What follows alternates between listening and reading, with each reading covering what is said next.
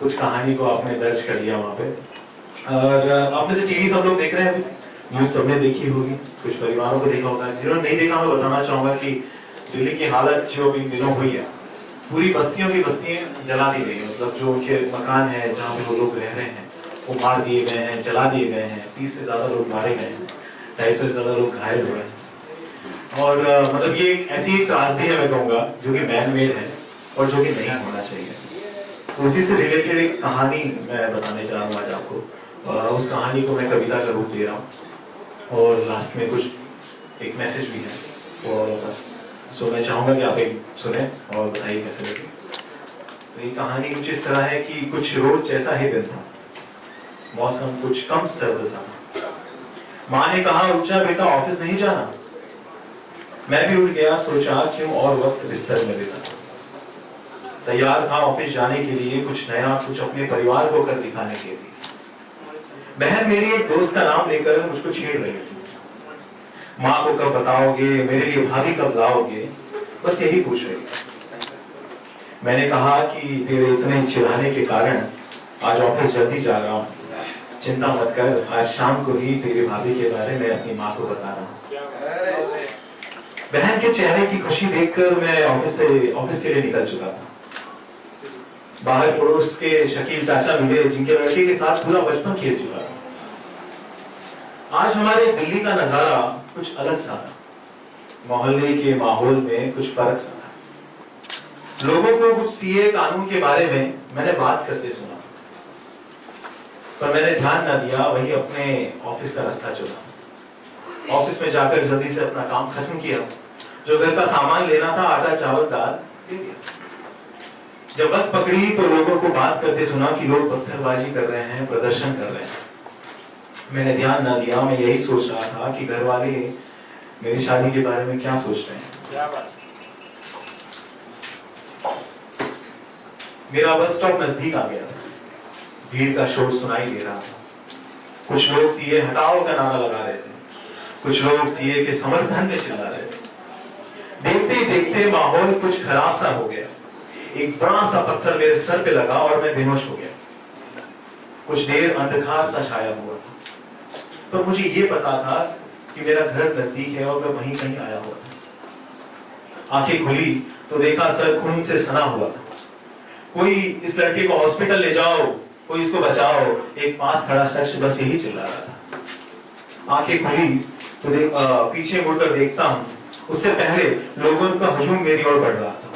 हाथ में पत्थर, कांच की बोतल, तो कोई हाथ में मशाल लिए घूम रहा था।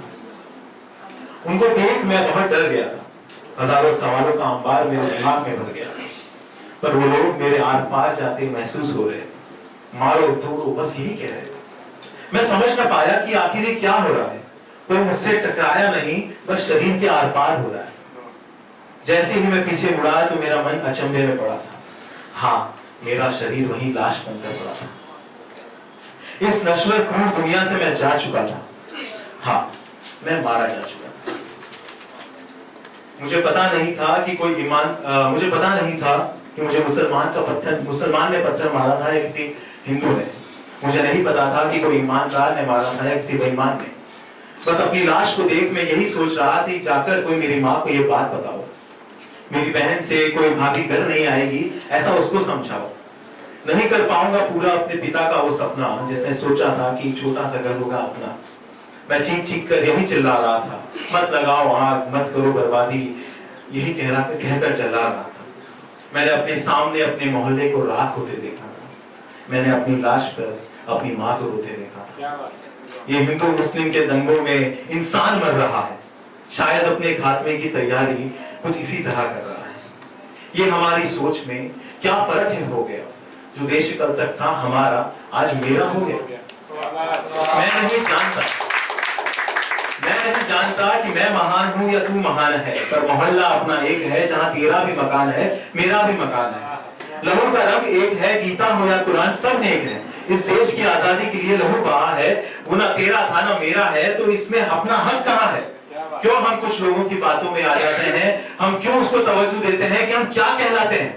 मैं नहीं कहता, इतिहास गवाह है। हिंदू मुस्लिम का जो फर्क है वो इतिहास में कहा है। महाराणा प्रताप की सेना को हकीम खान ने संभाला था। अकबर की तोपों में बारूद राजा मान सिंह ने डाला था। शिवाजी महाराज का अंगरक्षक रुस्तम जमाल था। अफजल खान के साथ कृष्णाजी भास्कर का कमाल था। आज से आज तक इंसान सिर्फ सत्ता और हुकूमत के लिए लड़ा है। ये हिंदू मुस्लिम का रिश्ता भारत में बहुत बड़ा है। सिर्फ एक ही चीज हमको समझनी है, वो है कि फिर कौन मुस्लिम और कौन हिंदू है। हम इंसान है, हैवान नहीं। ये अहम बिंदु है।